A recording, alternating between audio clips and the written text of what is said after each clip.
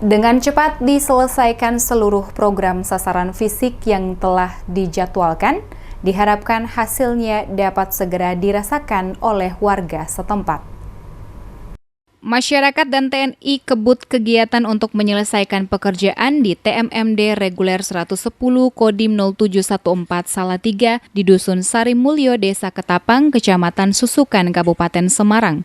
Puluhan anggota Satgas dan masyarakat ikut mengerjakan pekerjaan pengecoran jalan antara Dusun Sarimulyo menuju Desa Gentan. Sumardi, salah seorang warga setempat, sembari membawa cangkul, turut bergabung dengan Satgas dan warga lainnya dalam pengecoran jalan itu. Ia berpendapat dengan sisa waktu TMMD yang tinggal menghitung hari lagi hingga akhir Maret 2021, maka kegiatan harus dimaksimalkan.